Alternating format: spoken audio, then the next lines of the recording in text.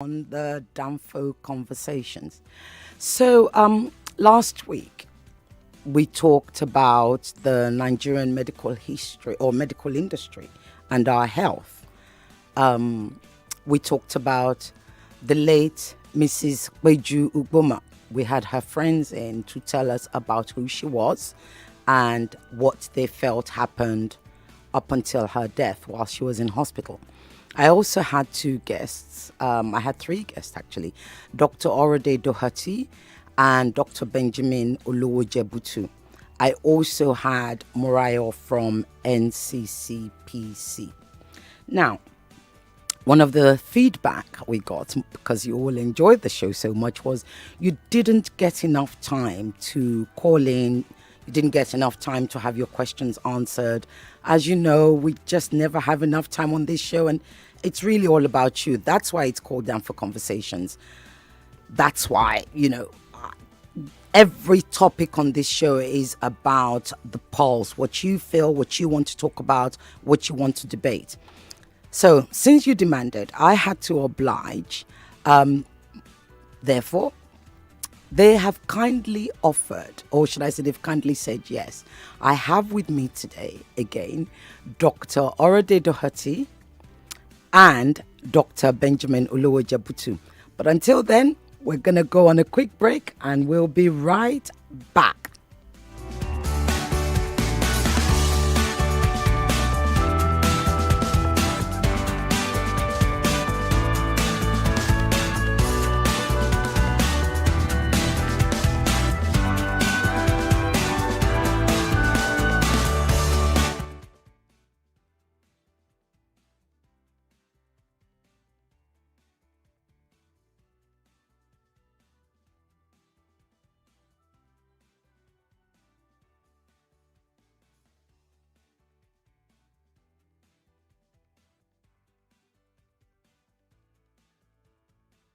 Sunday buffet for amazing, sizzling hot Chinese delicacies. Thursday night karaoke. Are you looking for the perfect escape from the frenzy of everyday life?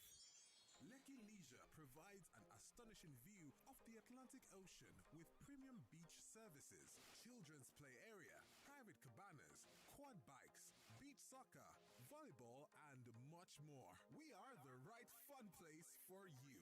Our unique event spaces have impressive views of the ocean and city and are suited ideally for all your event purposes. Try our special Sunday buffet for amazing, sizzling hot Chinese delicacies. Thursday night karaoke with complimentary drinks for the ladies. Make these unforgettable memories at our premium private beach located at Adekunle Animashaun Drive, Okunde Water Tourism Scheme, Lekki, Lagos. For more information, please call 0817-194-7130 or send an email to l3hubinfo@gmail.com. Lekki Leisure. Live more.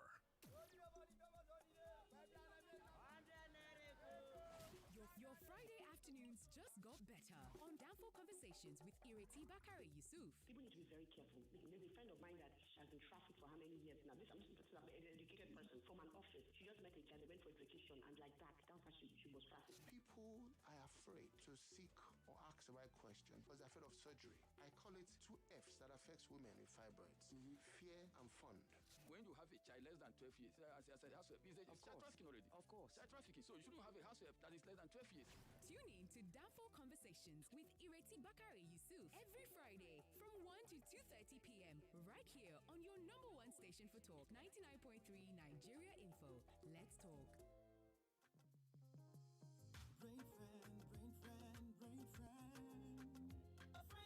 There's a saying, show me your friend and I will tell you who you are. Permit me to introduce a friend that's not so regular. Brain Friend. It's the best e-learning solution with over 70,000 practice questions and answers, over 60 subjects in primary and secondary schools, easy to use study now usage and performance tracking, videos and animated lessons, plus many more. For more information, visit app.brainfriendonline.com or call 0817-860-3454 or 0703-058-6385. Brain Friend, Learn better, make excellent grades. Make excellent grades.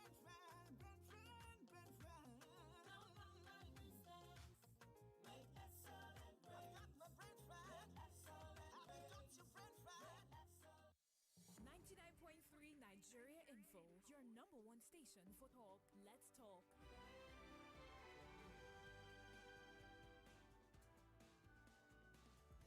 Anybody where you want.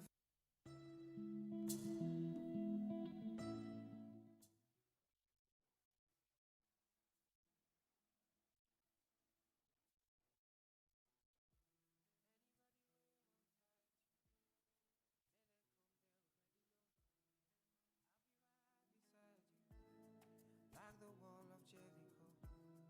They don't know, they don't know, they don't know what's going on.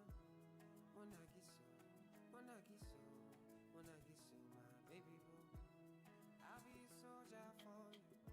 I'm getting better in Kung Fu. You should know I got you, and you don't need to guide me too. I'll be right beside you in anything that you do. If you ever need saving, I will be running to you, running, running, running to you. I'll be running to you, running, running, running to you. Anywhere that you go to,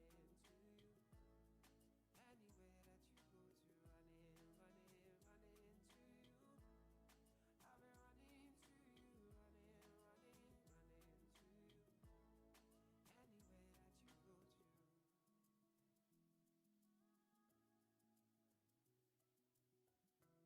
When I'm looking for trouble, it's cause I know that I got you. Wanting my best, everybody, oh oh. And it's because of your kung fu. And anytime that I'm out of control, you hold me down. You never, never let go. Yeah. Munagiso, Munagiso, Munagiso, my baby boo. See all the battles you'll be fighting, and I'll be right there with you. I may be small, but I'm mighty, and I go run up for you. And anybody waves at me, yeah, don't be you pull it at me, alright. And if I ever need saving, I'll be running to you. Running, running, running to you. I'll be running to you, running, running, running to you. Anywhere that you go to, running, running, running to you. I'll be running to you, running, running, running.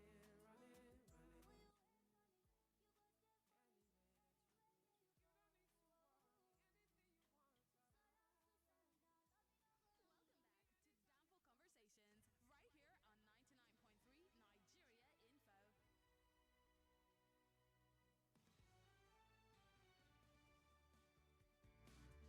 Info. Hello again. So today, as I said, today's edition, we're going to be taking as many calls as possible. So let me remind you of the telephone numbers: 0700 993 993 993, and the female only line is 014 657 190. WhatsApp 0809 597 5805. I will read those numbers again. General telephone number, straight into the studio, 0700 993 993 993. The female only line is 014 657 190. And you can also send us a message on WhatsApp on 0809 597 5805. Now, you've got the numbers, you've written them down. I'm going to take this opportunity to read an excerpt from the press release by Olisa Agbakogba-San, or shall I say SAN, who is the law firm that's representing the Uboma family, specifically the death of Kwechu Uboma. I'm going to take an excerpt from it because I want you to think about it and imbibe it as you call through to us and as we discuss onwards, even though we're going to be as broad as possible today. So in Olisa Agbakogba's statement, it says, the circumstances of Peju's death is suspicious. I believe it is the reflection of what transpires daily at Lagos hospitals. Unfortunately, many of the cases are cleverly covered up and may never come to the limelight due to the intimidation by hospitals and healthcare professionals, poverty, or ignorance of the victims and their grieving loved ones. Such victims and their families need to be heard and supported by the law and government to stand for their rights. Hospitals and healthcare professionals should also be well equipped and certified to properly deal with patients or face severe sanctions. Now, I read that out because I want you to know that one of the things that Peju's family are pushing for is called the Peju Ugboma Health Reform Initiative. So they are petitioning the Lagos State House of Assembly with a due to getting the health system in Lagos State reformed to be more patient-focused, health-focused than money, or should I say, medical financial focused. Sometimes down the line, I will have them in to discuss that in detail. But I just wanted you to know that. However, again, I wanted you to take that in because has it happened to you? How have you felt when such has happened to you? We may not be able to answer your question specifically, but I do have two very, very good doctors with me who may be able to help. And of course, as always, my heart, my soul, my condolences goes out to every single family that has experienced such a thing in Nigeria. Every single family. My heart goes out to you. And this show is dedicated to you. So this is part 2 of who can we trust if we can't trust the doctors who took the Hippocratic oath to save our lives. We're still waiting for Dr. Benjamin to come in. I believe he's stuck in traffic. He should be with us for now. But I am pleased to announce that Dr. Orade is with me. Dr. Orade, welcome. How are you? Very well, thank you. Thank you for having me. Oh, the pleasure's all mine. The pleasure's ours. Today we're going to be having lots of calls. But you are a healthcare practitioner in the field of primary healthcare. Primary healthcare, to me, is general practitioner, correct? Correct. Right. So tell us, for now, why is primary healthcare so important? Especially, why should it be our first, our first step to getting medical help in any way, form, or how? Okay, so thank you again for having me. Primary healthcare is essentially the foundation or the basic building block of healthcare, and is the first engagement with the healthcare practitioner or with healthcare practitioners. So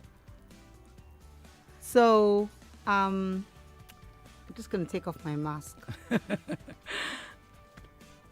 Sorry, I'm used to this. Yeah. Okay.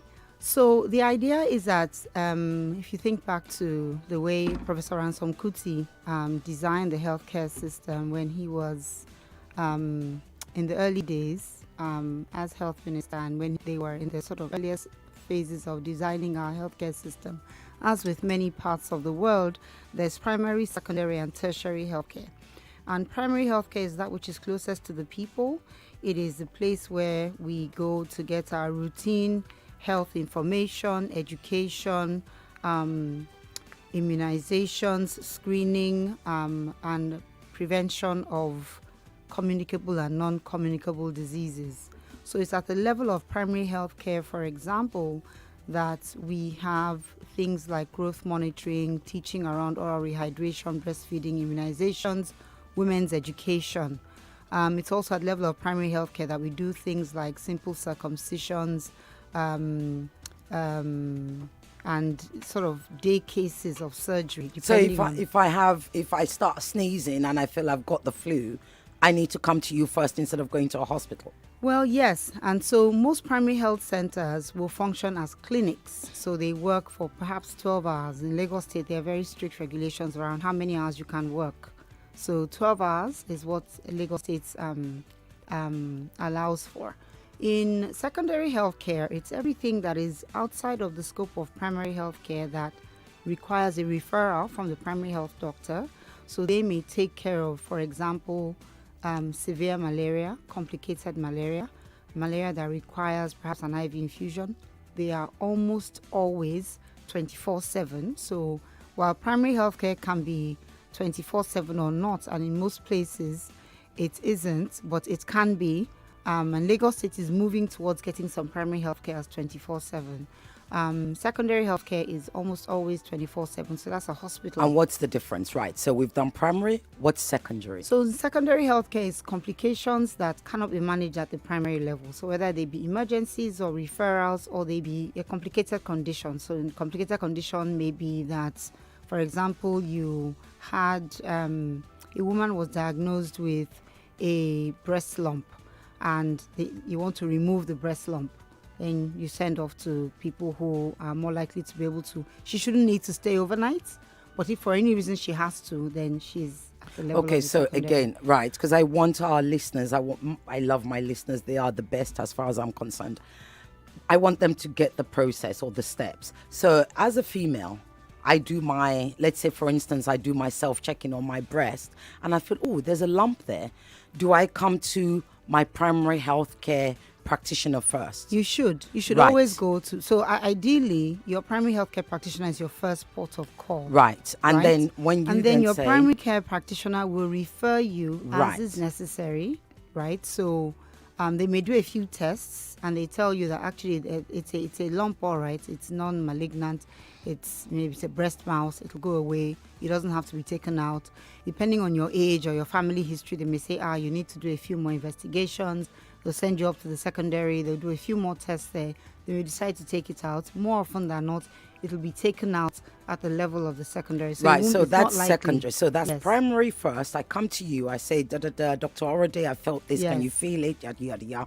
You then say, okay, you know what? I need you to go for further tests. Yes. You then send me to secondary. Yes. Now, where is tertiary? Where then does tertiary come in? So the tertiary is a teaching hospital. Right. It's basically it's the Lagos University Teaching Hospital, Lagos State University Teaching Hospital, Babcock University Teaching Hospital, all of the teaching hospitals, designated teaching hospitals, where medical students are taught, where resident doctors are trained, where nurses are trained, where other healthcare professionals are trained. So we have a slew of healthcare professionals from physiotherapy to pharmacy who are all trained at tertiary institutions. The idea is that we're training them not as individual standalone professionals, but as individuals who are trained to work in a team. Right. So generally speaking, in the general hospitals, these are not teaching hospitals.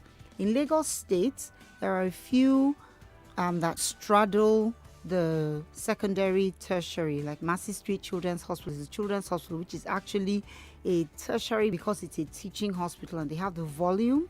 They are accredited to provide pediatric training to postgraduates. Okay. Now, thank you for that. We then go on to referrals.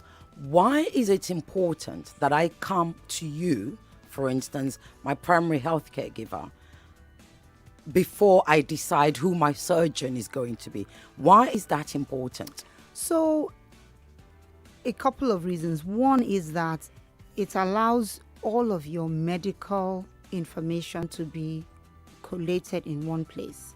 So, if you think about the primary healthcare practitioner as the place for all the data, that's where all the information is. That's where, when you have a baby, we have the baby's height, weight, baby cried at birth. All of that information comes to us. And we continue to see that baby until the baby becomes an adult. And then the adult then starts to have primary health care.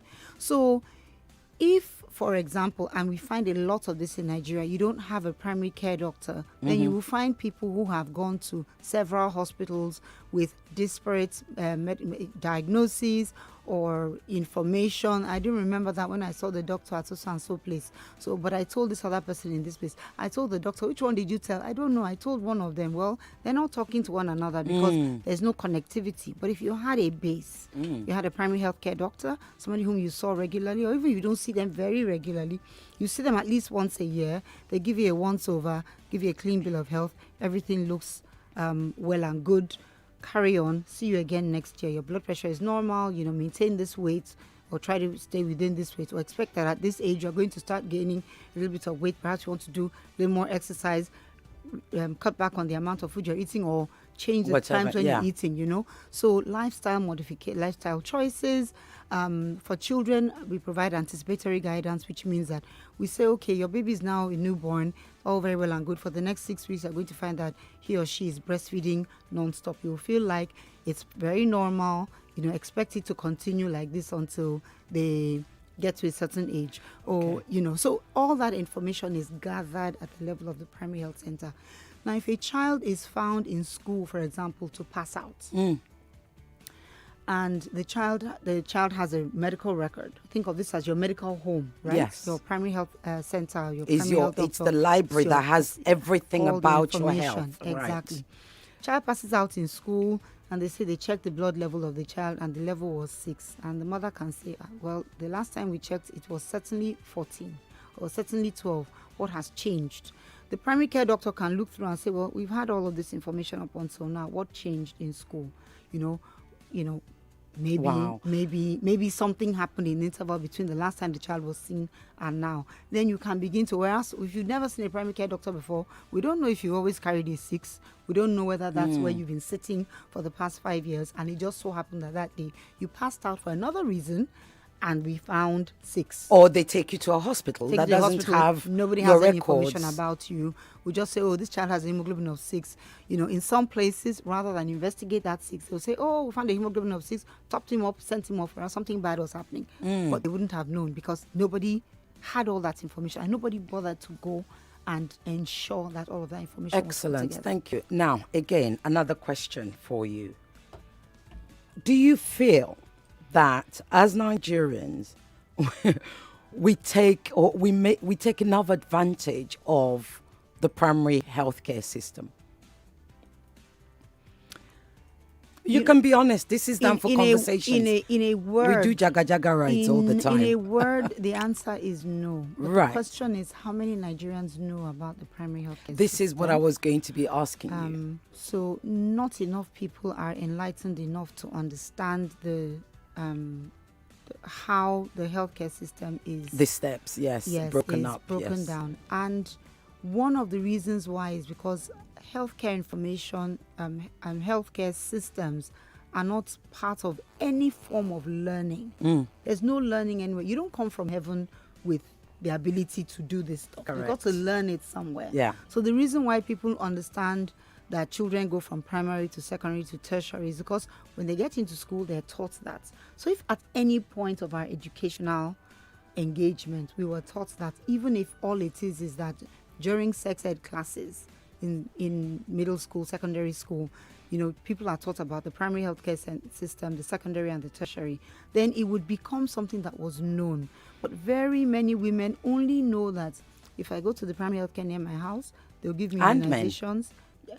Not many men know that they can go to the primary health. This is also part of why I've got you here. So what because when they think of primary health, they think women. Exactly. Right. So women say, if I go there, I can give my baby immunizations. They don't necessarily know that they could have had a baby there. They don't necessarily know that they could have had a baby there, and if there was a complication, be moved. They don't understand that their husband could come there and get a full medical check. So, and some of it also is because of the focus we placed on primary health and the prioritizations that we made in the early days, when I think it was about 1978 when the Alma Ata Declaration was made. And we basically said, we had to come up with a bundle of services in order for us to reduce the rate at which women and children were dying. So we by ourselves took these decisions to come up with a small subset of services that we would be providing. When you say we, are you talking about the government? The medical profession together with the government, right? The government of the day. So growth monitoring, oral rehydration, breastfeeding, immunizations. Let's make sure that this package is available. Let's make sure we roll it out. What happened then was people started to think of growth monitoring, oral rehydration, breastfeeding, immunization as what happens at primary health center, and every other thing doesn't happen there. Exactly. Yes. So miscommunication, incomplete communication, and then even perception. So 20, 30 years later, many of the young people who work in those centers will be wondering why a man walks in and says he wants a full medical, they're like, okay, we don't quite do those here. Wow. So that would happen. That could happen in a primary healthcare because So they're new I've and they don't been- understand I've what. been to primary health centers before so I work in the community office and I've been in communities where in talking with them about prior to setting up our own primary health center, talking with the men in focus groups, the men said, well, they don't provide services for us there.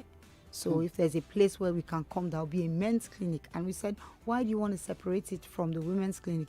They said, well, because women already have their own clinic. So maybe ours can be the one that is private. And we said, well, we hear you, but you can go to this is a government hospital, so it's open to you as well. And they say, no, they don't provide services for And us this there. is critically important because a lot of men then end up with issues that they don't have anybody. They don't end up getting treated or seen early enough or consulted enough. And this is again part of why this show and this topic is so important. Please reiterate, men have the right to primary health care. Everybody has the right to primary health care. As long as you are human, you should access primary health care. And I've been generalizing because this has mostly been in the public space. Yeah. So in the private space, obviously, there's more, private space, people are open to people walking in.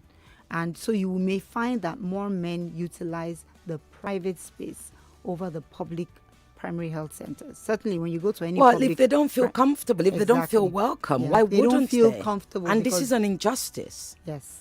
So if you go to the primary health center close to you, and you see very many men, it's probably because they're giving COVID immunizations.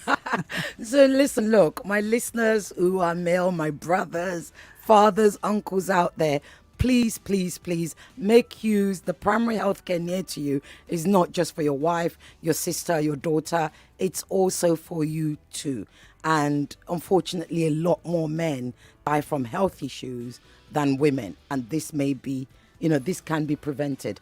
Right, we have a call coming in. I'm still expecting Dr. Benjamin Olowojebutu, and he's on his way. He's stuck in traffic. You know how Lagos is. Do we have a call coming in? Yes. No, it's gone. Right. Let's talk the Hippocratic Oath. I really want to talk about that. So when you were in medical school, you talked about Dr. Ransom Kuti, etc., etc. Tell us what that Hippocratic oath meant to you and how it made you feel, how you imbibed it and how you take ownership of it. Lagos, if you could see her, she's actually smiling, me asking this question. Go ahead, tell us please, Dr. Oride. So the Hippocratic Oath is I guess is the ethical oath that physicians take on graduation to uphold specific ethical standards. And it's the earliest, I believe it's the earliest sort of place where medical ethics was considered. And the main principles are of medical confidentiality and non-maleficence, which means, first of all, do no harm. Do no harm. Yes. Right. So confidentiality, basically you will protect your patient's confidential information unless it could cause harm to your patient. So or a to husband somebody can't else. come in and demand for the medical records of their wife without the wife's Oh, consent. without the wife's consent. Right. Keep going. And a husband cannot insist on knowing details about the wife's birth control methods. You come together, you'll have that access, you'll have that information. But if you come separately, then we need permission. Correct. And vice versa. Correct. So a woman that comes and says, you did a vasectomy for my husband and you didn't tell me, it really wasn't. It's not your business. End of story. It's his business. It's not my place to Yeah. give you that information. So that's one thing. And then do no harm. So we say do no harm, and what you extend it to mean is if you don't know what to do, send on to the other person who does. If you know what to do, and it could be one of two things, do the one that causes the least harm to your patient. And if you don't know, ask. Right. Okay. That's the Hippocratic Oath. That's my definition. That's how you took it in, and that's how you. Yes, it was. I mean, you it was digest it. This exciting day. You're going to be sworn in. Only 60 of you are being sworn in. You know, it's very exciting. They come to your medical school, put your right hand up, place your hand on the Bible. It was all very exciting. I just remember a blur, and then photographs, and we had taken this oath, and we're like, oh, we have to sign it too. Oh, really? And that's interesting. Is that the first time then that you hear of this Hippocratic Oath? That's throughout medical school? No, we'd heard of it many times, but it was when upon graduation that you take it. We actually took it. Okay. It's a whole signing in ceremony. It's a ceremony on its own. Yeah. Now, one of the things that we patients in Nigeria tend to believe is that doctors in Nigeria seem to behave like mini gods, right?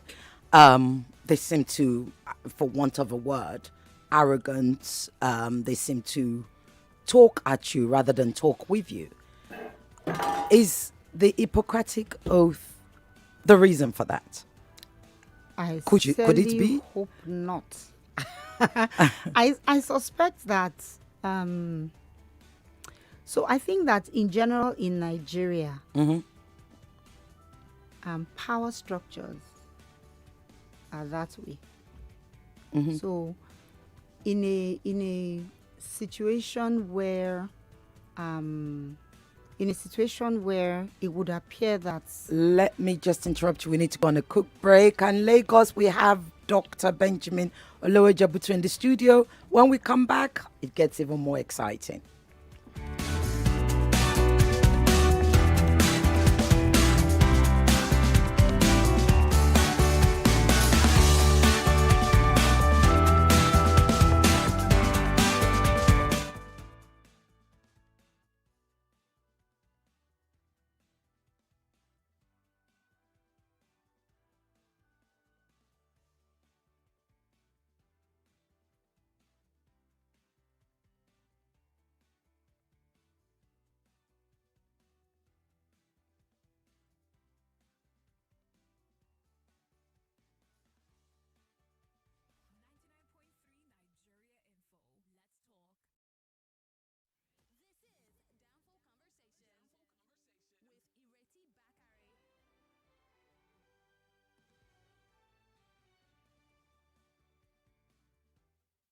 Conversations with Ireti Bakare-Yusuf.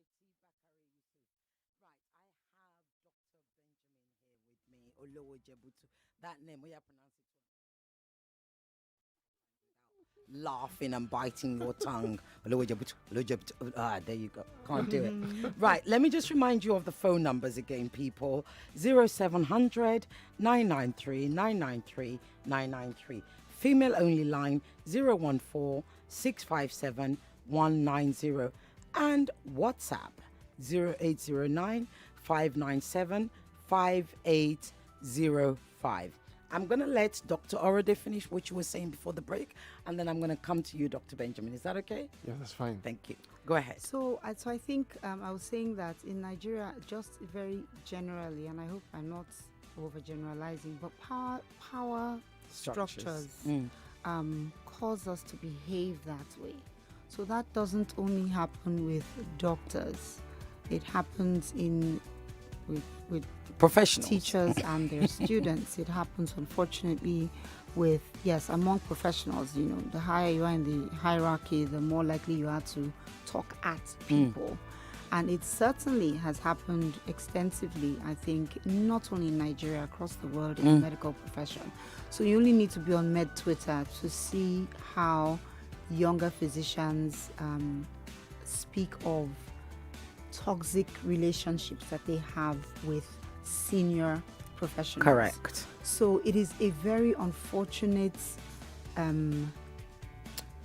it's an unfortunate relationship. Very unfortunate thing situation. Because this is a relationship that, and I think I may have said this before, I have a dear friend who always says the relationship between a teacher and a student, the relationship between a priest and the congregation, relationship between a doctor and their patient. Those are like the purest forms Yes, they are. of relationship.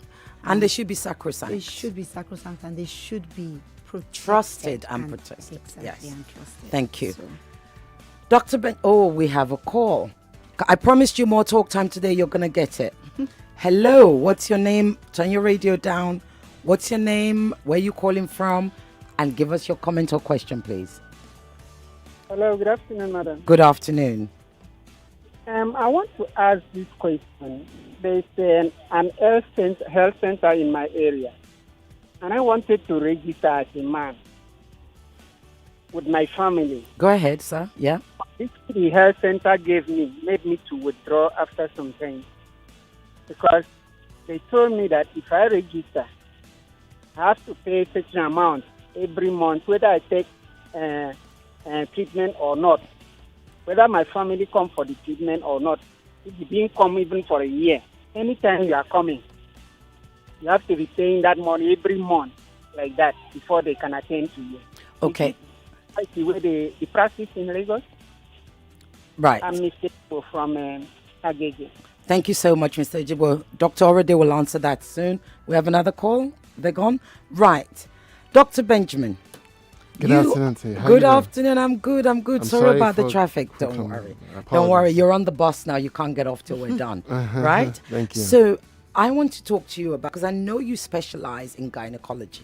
Is that right? Fibroid surgery. Fibroid surgery and stuff. Let's talk about fibroid surgery, because again, I got lots of messages and stuff, and people had questions that couldn't be answered. And we couldn't talk about alternatives last week. Without surgery isn't the only option that's available, is it? So it depends on the size of the fibroid, basically. Right. And the I'm going to have to interrupt you. I promised them more talk time. We have a call calling. They all want to talk to you. Hello. Turn your radio down, please. Yes. Okay. What's your name and where you're calling from? Okay, you're gone. Go ahead, doctor. So as I was saying, it depends on what is the symptom of the person and the size of the fibroid. So the size can be very small, but the symptoms can be devastating. So you talk somebody that has a fibroid that is intramural, maybe 7 cm. Can you 8 speak cm. in English? Inter who? Okay, intramural means inside the womb. Apologies. Okay, So no you have fibroid that is inside the womb, inside the endometrium. And endometrium is the place where the baby stays. Let the baby stay there, right? For now. Hello.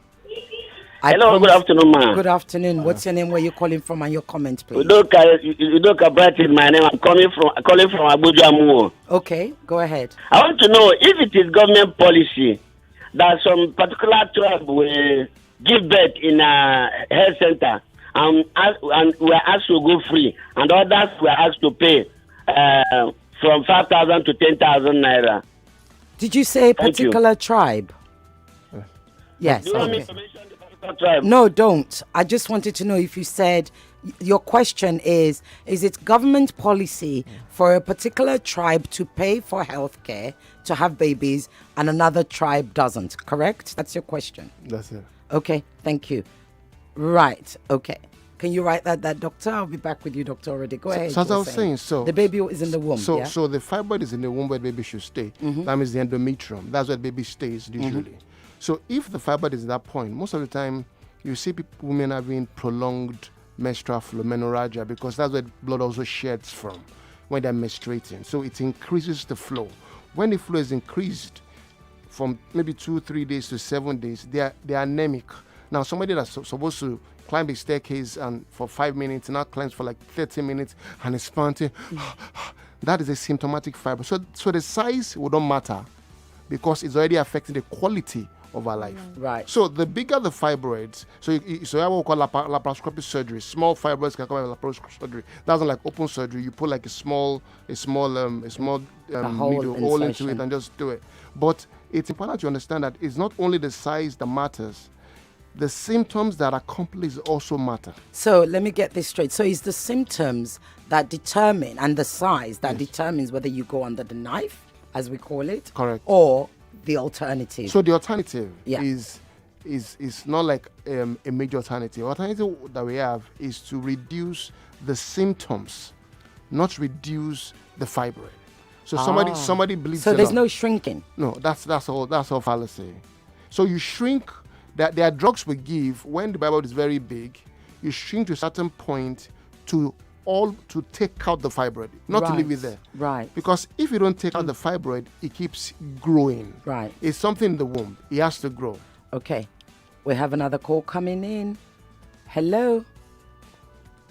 Hello, is this Nigerian info? Yes, it is. You're on the bus. Down for conversations. Your name and your question, please. This is Onye from Agri. Okay. Please, ma. Like that. You need to turn your radio down, please. Thank you. Oh. Can I just remind you? Hello? Are you still there, sir? May I just remind you all, when you call in, you must have your radio down. Otherwise, we have to cut you off because of the feedback to our ears. And you do want me to be able to hear you after today, don't you? You don't want to blow my eardrums. Right, Dr. Benjamin, you were saying. So as I was saying, so it's important. Now, there's a drug called Zoladex, which we all use, which is common.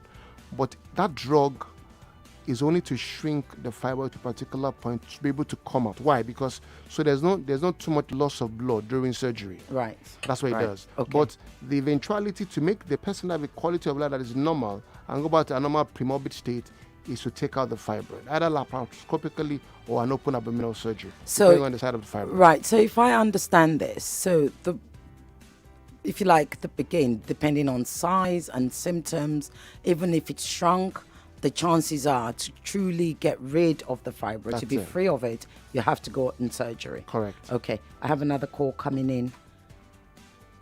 Hello? Wow. Okay. Now, Dr. Orade, let me take the questions from the last one. Somebody asked, we were all bewildered, should I say bemused by his question, but I must ask you, is there such a thing? Did government say a certain tribe must pay for healthcare or to have babies and another tribes don't?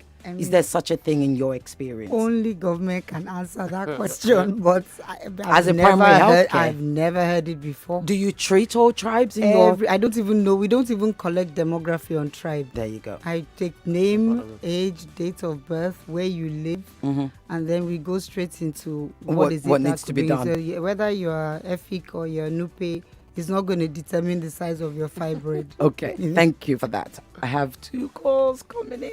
Hello? Wow. Okay, I think we're having issues with people's calls today. Right, there was another question, I believe. Yeah. Yes, so is it government policy that, then there's a health center in his area where he went to register as a man, and then they said he should pay every month. Every month, yeah. So it is possible that health facility has embarked on a low-cost community health insurance plan, which he didn't quite understand. So he may have gone there and said, I want to register, and again, miscommunication, incomplete communication. Right. I want to register means I want to come and get a community health insurance plan. But the person who's there says, okay, this is what you pay every month, right, whether you come or not. Okay. Which is what we all do, right? We all pay health insurance, whether you go or not. That's how it is. Money, yeah. Yes. Can I add something to what Go ahead, just please. said now? It's important that as health providers, doctors, nurses, pharmacists, that we need to improve our communication. So you ask people feedback. Do you understand what I'm saying? Yeah. Yes. Don't just believe they understand. Thank you for that. So if people don't understand, let them ask more questions until they understand. Yes. I'm sure that man went to that place and they just gave me a paper to just look at, and that was it. Nobody spoke to him and asked him clearly, do you understand what I've said to you? Yes. And likely, for me, I think that what happens with them is they're not meeting a health professional. They're meeting the person, the receptionist, right? And the receptionist is going to explain to you what he or she understands. Correct. Yes. And what they understand is that you're going to pay every month, whether or not you're sick. That's what it translates to them, or to the patient. Line. Yes. But what we need to then that's where you mobilize and engage communities and say, we want to make sure that it's not going to be too expensive for you when you come. Right. So we do, whether it's Sunday a day or pay small, or something like an isusu. And what you pay helps the community. Helps everybody. Excellent. Get Thank to you. So we the have explanation. Calls. Okay, thank you so much. Hello? Wow. Whoever that is. Hello? Hello? Yeah.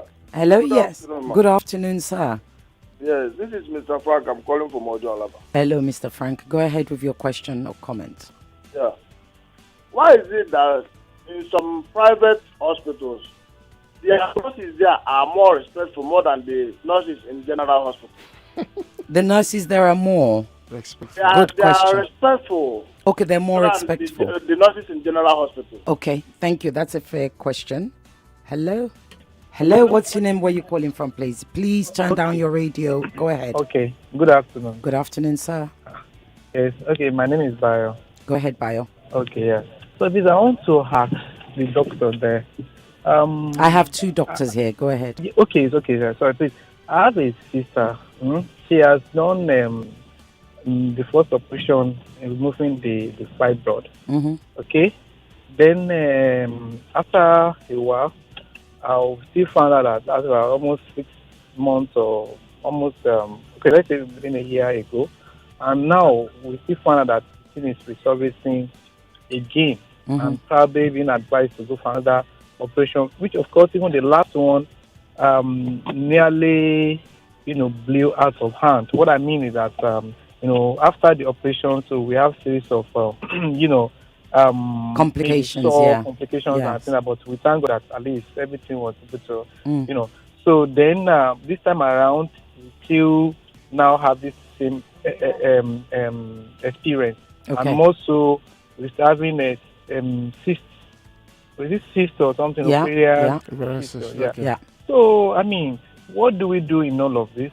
Though we still, haven't conceived anyway for quite a while, but that one, we don't really know what is happening. But Okay. this is the situation we have found ourselves. So please, how do we do? What do we do? Okay, I will put that to Dr. Benjamin. I need to take more call. Okay. Hello, what's your name and where you calling from, please? Hello, good afternoon. Good afternoon.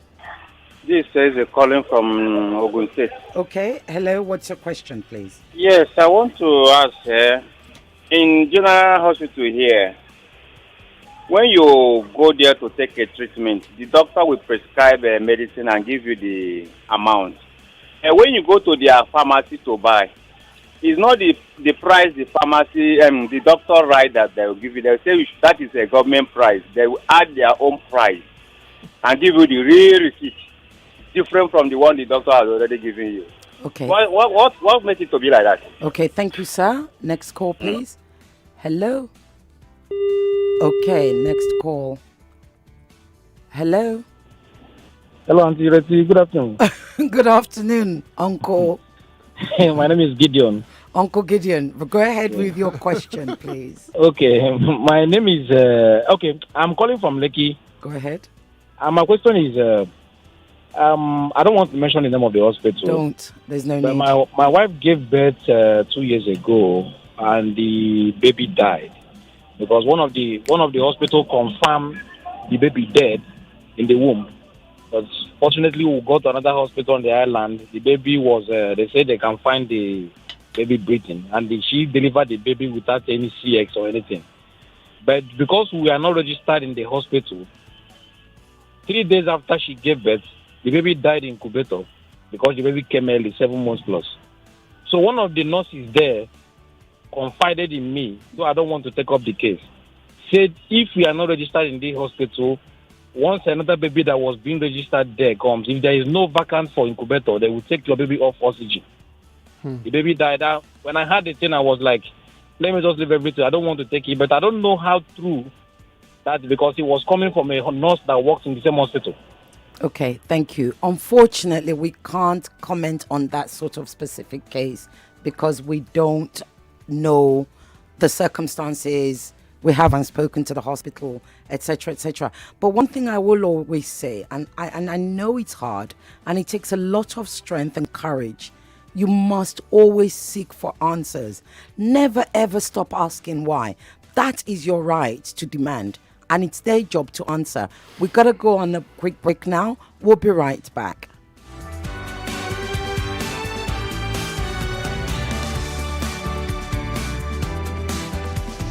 Downfall Conversations will be right back. More news and information coming up. We'll be back in a moment.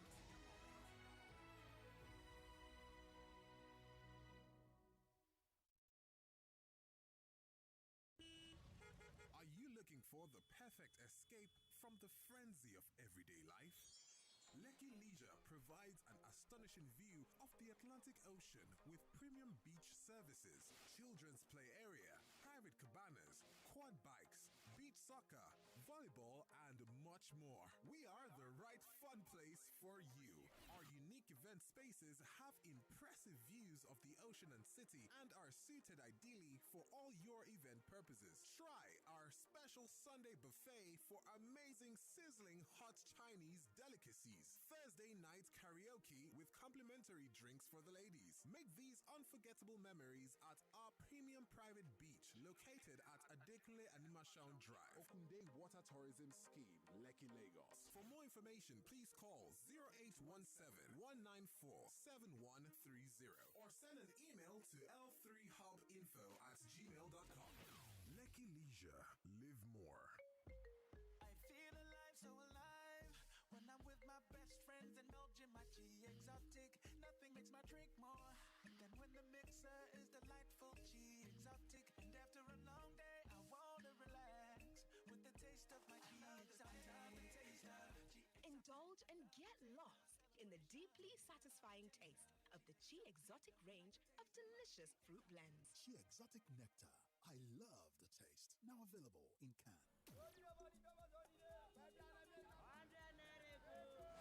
Your Friday afternoons just got better on Downfall Conversations with Ireti Bakare-Yusuf. People need to be very careful. There's a friend of mine that she has been trafficked for how many years now? I'm just talking about an educated person from an office. She just met a child, they went for a vacation, and like that, that's how she was trafficked. People are afraid to seek or ask the right question because they're afraid of surgery. I call it 2 F's that affects women with fibroids: fear and fund.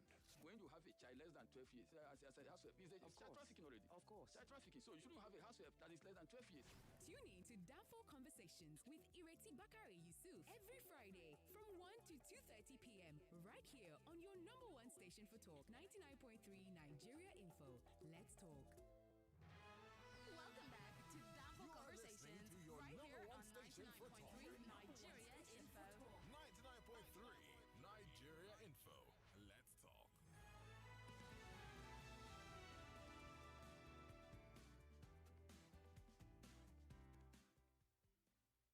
Hello and welcome back to the bus. We're kind of going smooth. It's not jaga jaga really. Even my producer Zainab, you must all send her a message to say well done. She's fabulous. She knows the jaga jaga route, but we haven't really gotten there. Right. Oh my gosh, the calls are going in. Right. Hello. I promised you more talk time. Okay. Next one. Okay. Yeah. Hello. Oh, okay. Hello. Hello, good afternoon. Good afternoon. My name is Mike, calling from Olora. Okay. I want to ask, there is this hospital I went for eye test, eye problem. So after checking my eye, they now book appointment for another day for with a doctor, another doctor. On the day that I went there, they now ask people, have you paid your 1,000? Have you paid your 1,000? If you don't pay your 1,000, you don't wait. I was wondering, and I asked somebody else, what happened? They said when you come in the morning, when they bring out your card, you have to meet one other item somewhere and pay your 1,000 for that day. Each day you are coming for the clinic, you paid 1,000. I do not understand all that. So I want to ask now, is it in every eye hospital? Because this one was a general hospital. Okay. We'll see if we can answer that. Thank you so much. Okay. Are we going on news? Yes, I've got to go on news. We'll be right back. The news is just headlines. Won't be long. On 99.3 Nigeria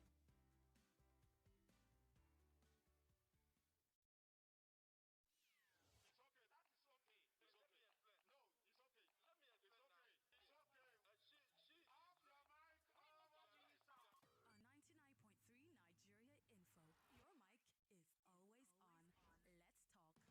Let's talk.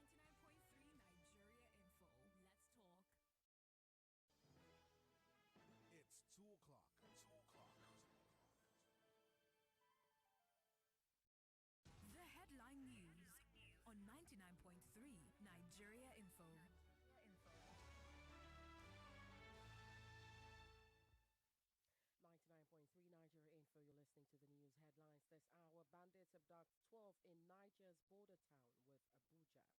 Police in the Federal Capital Territory in Plateau on alert following suspicions of attack by Boko Haram members. Gunmen kill Catholic priest in Katsina State, while President Muhammadu Buhari reassures Nigerians of commitment to free and fair elections as well as security. Military opens investigations into reported death of Boko Haram leader Abubakar Shekau. The federal government sets up 10-man committee to resolve dispute between Kaduna State and Nigeria Labour Congress. Mieti Allah Cattle Breeders Association of Nigeria backs ban on open grazing by southern governors. Federal High Court in Abuja affirms right of state governors to implement laws on open grazing. And plans to establish radio stations solely dedicated to education underway in Lagos. And on the foreign scene, ceasefire between Israel and Hamas comes into effect.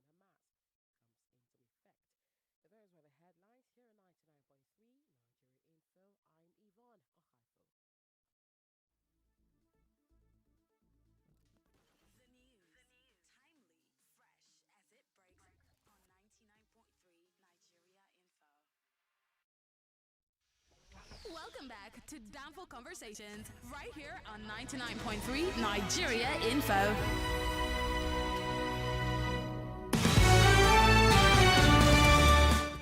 Okay, the phone lines again 0700 993 993 993. Female only line 014 657 190. WhatsApp us on 0809 597 5805. We've only got 23-ish minutes left, so you better get your calls in, and the calls are coming in. Hello, ma. Hello, ma'am. Yeah, good afternoon, ma. Good afternoon, ma'am. Thank God I get you today. Last week, I listened keenly to the doctor, and all the symptoms he wrote out concerning fibroid is what I'm having at the moment. And as I'm talking to you now, even my life, my way of life is being affected. I cannot go out to do my business any longer because of the heavy flow. It has been going on for the past, a week and 3 days now. I've not been going out. Okay. And the two doctors I visited said I should go out for surgery. And I'm scared. I'm scared. Not only that, I'm scared again. I don't know the next thing to do. So please, I want to talk to Dr. Benjamin. Where is he? How can I locate him? How can I come to his hospital? Okay, we'll give you his handle later where you can message him. I'm so sorry about what you're going through. Stay strong and don't be afraid. That's it. There's nothing to fear but fear itself. And fear can kill more than anything else. More than diseases. That's right. Correct. There you go. Hello? Hello? Yes. Your name, please? Where are you calling My from? name is Sunday. Good afternoon, ma. Good afternoon, sir. Please, what can we do to remedy bedwetting in teenagers, especially up to 18, 20 years of age? Okay. That's a really important question. Dr. Ireti, I'll come to you for that. Hello? Hello? Yes. Yeah, good afternoon. Good afternoon, sir. Yeah, I want to remain anonymous. Go ahead. Yeah, I want to ask the doctor in there how accurate is CVS test? How accurate is what? Pardon? CVS test. The test for... Chorionic village sample. Okay, right, okay. I'll come up. Dr. Ireti will answer that for you. Okay. Right. We need to answer those questions, and then I want to talk on what we haven't talked on. We never have enough time. I try. The health system and finance industry. What is going on? Where is the money? Why is there no money? Is that what's plaguing us? Do we need more investment? Who's going to put this there? You both run private practices, correct? Yes. Yes. This is it. I don't have a choice. If I want quote unquote good health care, I have to come to either one of you. If I couldn't afford you guys, I have to go to government health care. Let's talk the system. Very briefly, I'm going to give each one of you 5 minutes to touch on this.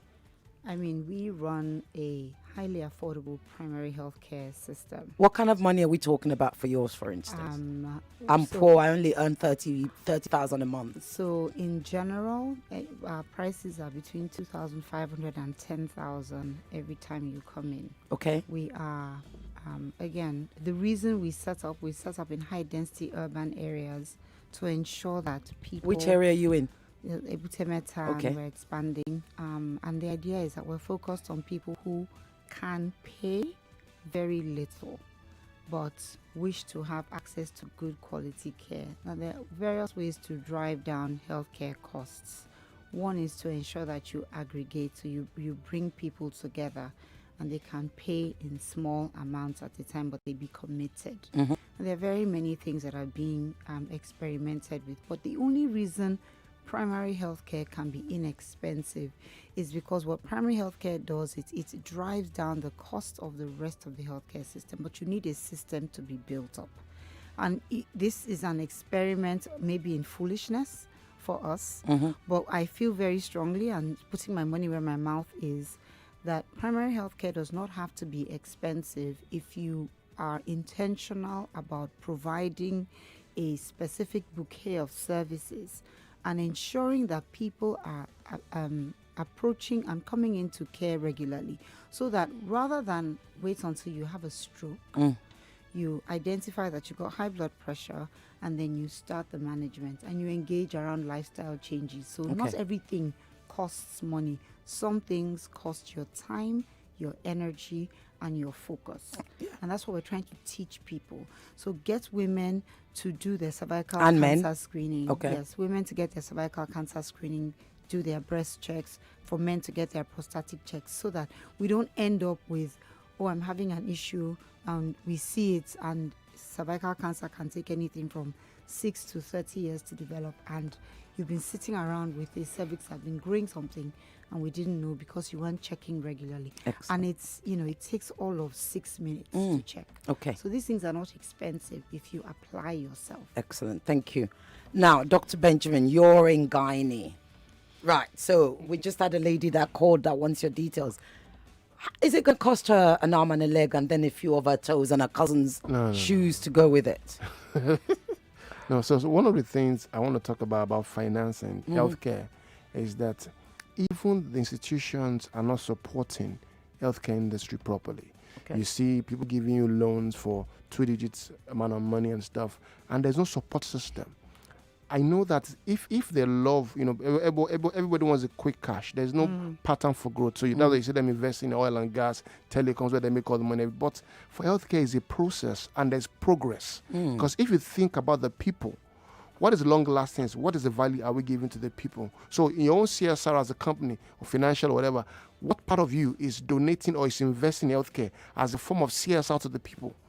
COVID came into the system last year, shut down most hospitals. We lost many medical doctors. We lost many hospitals. People just died, and there is no cushioning effect.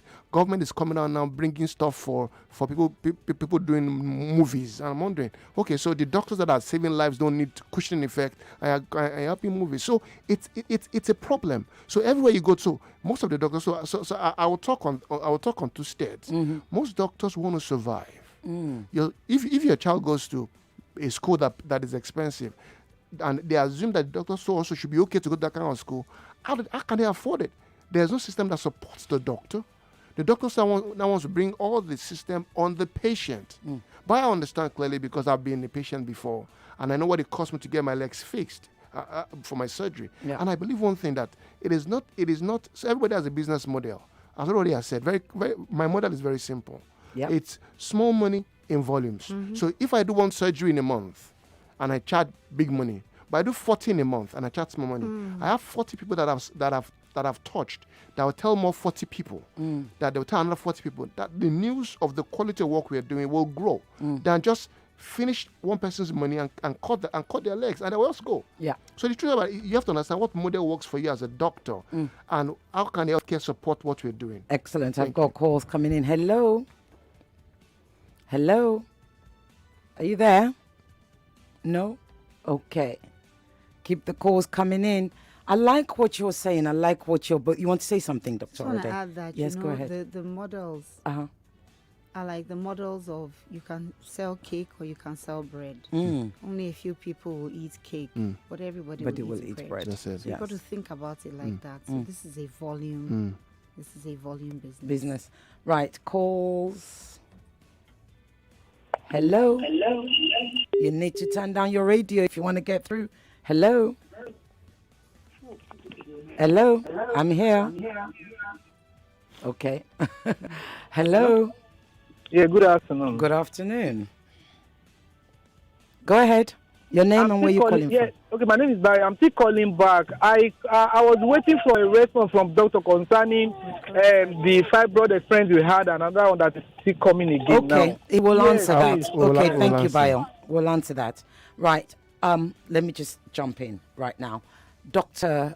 Benjamin, can you answer him? So what Bayo had said was his sister had an operation a year ago. Now it's grown back again. They're being told to go for another surgery. Over to you. So that's it. Fibroid can grow back because the hormones that make it grow is still available in the body, and also it depends on how early are you active. So I tell my patients, you take out the fibroid, and how efficient was the surgery done. Last week already was talking about how many surgeries have the doctors done. What are the complications he has done? Does it take out every fibroid? Does it leave some there? Is it very, very, does it have a lot of dexterity and finesse in what it's doing? Is it passionate? Does it have empathy? It's very, very important. So, because some people sometimes, maybe because of the extent of the fiber and where they are, leave some seedlings there and say, okay, there's no point taking this out. And those seedlings will grow again. Okay. So it's important, if you want to do it, and you're sure that the fibroid is still there, take out everything. If you can take out everything, explain to the patient that this fibroid we did for you, we didn't take out all the fibroid because some of them were unreachable. It can grow back again very soon. Let them understand. So because if this guy was prepared about it, that the fibroid can grow again, he'll be ready for it. He is prepared for it. So it can grow again. And two, again, if it's in the family, and it's a very strong indication that it can also grow again as soon as possible. Okay. It's important. All right. Okay. Some of you are sending us WhatsApp messages asking for Dr. Orode's contact and Dr. Benjamin's contact. So, Dr. Orode, I'm going to leave it over to you. How do they get in touch with you if they need to? So 0906 5500 or www.ingresshealthpartners.com, and you can book an appointment to see us. Read the number again slowly, please. 0906 5500. Excellent. Dr. Benjamin. Okay, my number, WhatsApp, better because people call me a lot. I'm always in theater. WhatsApp is 0808 1166 492. Is 0808 1166 492. And you can follow us on Instagram or send me a DM at Benjamin Olojebutu FDN. And you can reach me anytime because we're always there to answer your questions. Excellent. I needed to get that in before we run out of time because we always do on this show. Now, did you have a question? I was going to Yes, say go about ahead. the baby that died. Yes. And I'm really sorry about that to the person. I feel very, very bad when the baby dies. I'm very emotional about it. But as I said, don't be afraid to ask questions. You know, always ask what is the cause so that it doesn't happen again. Yeah. Two things are important. So sometimes women, I've seen women that have underlying issues that they don't know that they have. Some are diabetic, they didn't know or they're pre-diabetic, and when they get pregnant, the diabetes show off, and they don't get. And if they don't go to proper doctor, like I said, like primary health care, that they can get it checked. If you go to an Alagbo or you go to you go to many of them, those people don't check those very important things. They not say, I be cool, I be cool, because they don't know that the woman had issues that can kill the baby. Are you getting my point? I totally get it. So it's important that so that it doesn't happen again. For example, if you have preeclampsia in a pregnancy, which means you have severe hypertension, edema, you have polyuria and everything, and you had a surgery, it means that you can have gestational hypertension. It means in your body you can have hypertension in the next pregnancy. Correct. So they'll tell you, relax yourself. Don't get pregnant quickly again. Don't go sleep with your husband again. Take it easy. So you understand, okay, I give myself another 1-2 years so my body can rest, and I can treat the hypertension. Before getting pregnant again. Thank you so much. We have calls coming in. It's really kind of, Hello? Hello, good morning. Good afternoon, sir. Good afternoon. Sorry about that. Don't worry. My name is Olatunji. Hello, Olatunji. Go ahead. Please, my wife had a genotype test some years back before we got married. It was EE from the lab. So, unfortunately, when she got pregnant, the hospital said the genotype is ES, and I am EE. And now she's pregnant. So, I don't know what to do. Nothing. Okay. You're fine. Yeah, You're good. fine. Because she's ES. Yes. Yes, You're that's okay. okay. That's I'm very also okay. ES. Are you AS or AA?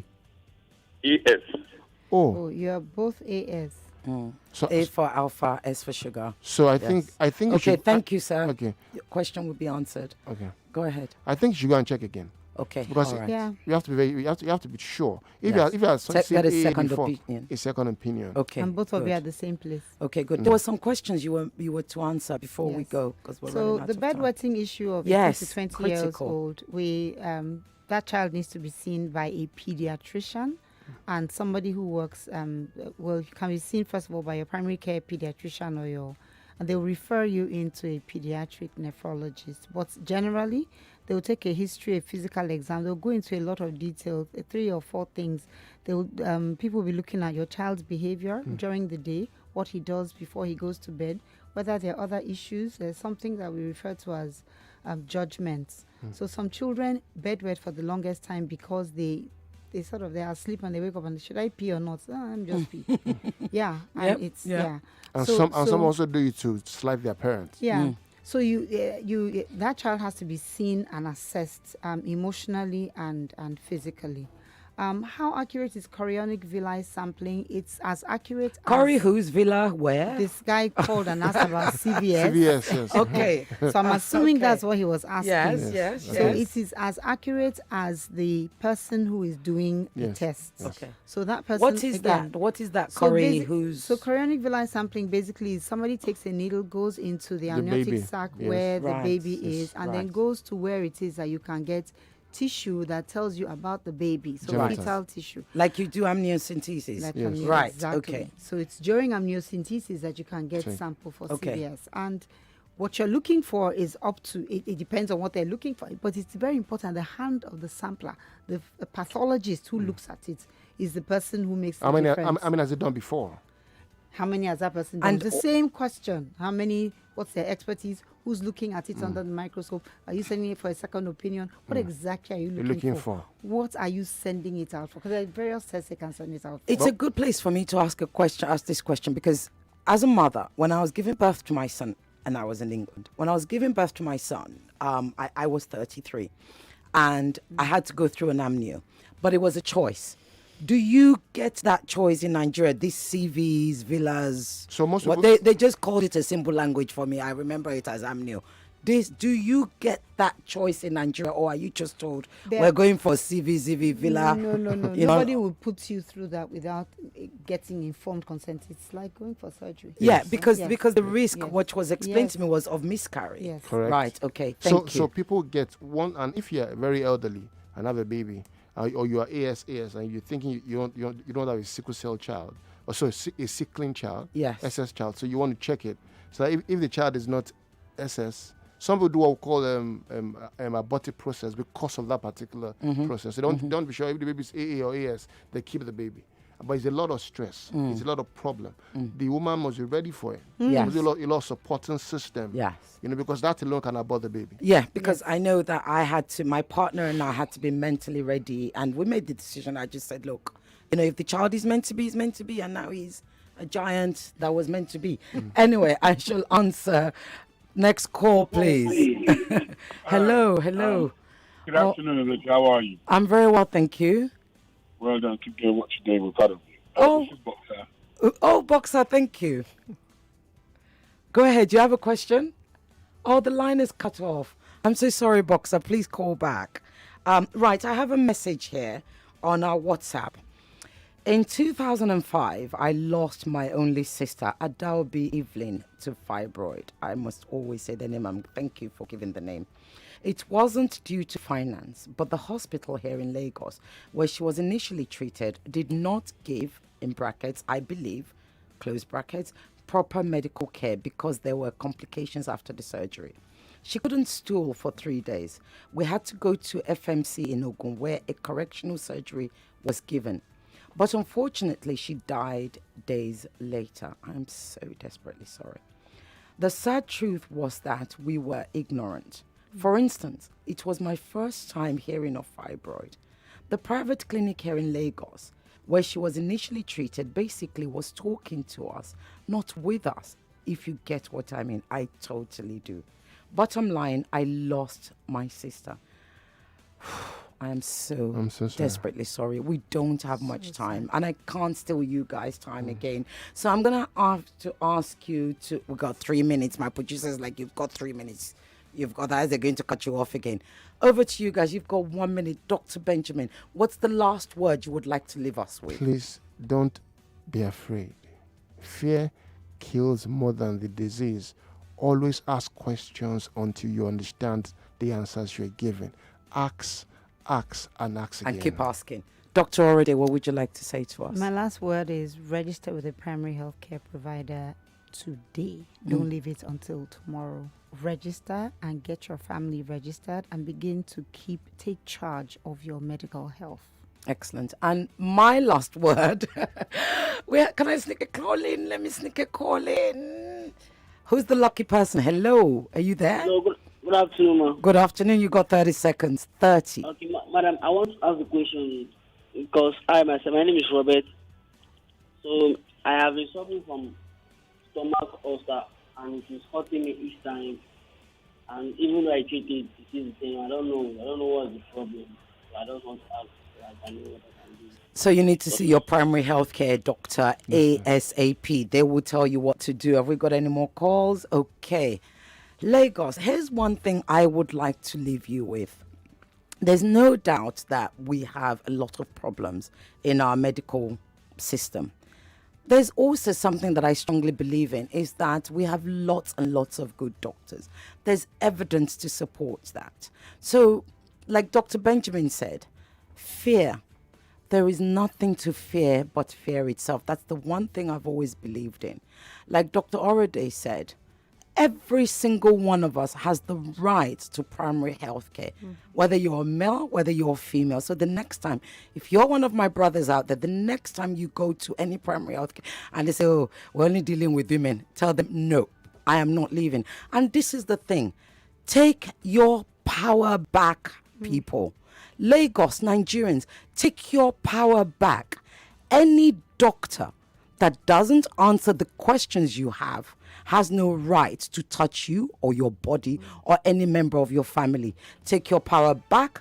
Never, ever, ever stop asking why. The same way you get very passionate about voting in Nigeria is the same way you should get very passionate when it's about your health. They say health is wealth. You can't lend me yours and I can't lend you mine. So Lagos, be safe. We have no more calls. I can't even answer any call because I just get in trouble.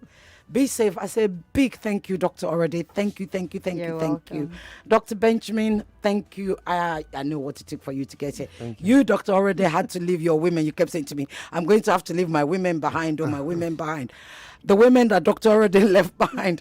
Thank you so much for allowing her to come. I'm so grateful. You, my listeners, my riders on Down for Conversation, you're my ride or life people, the best listeners, my lovely listeners. Thank you for tuning in. Next week, we'll be riding, taking another jaga journey to somewhere else. I'll surprise you later. Bye.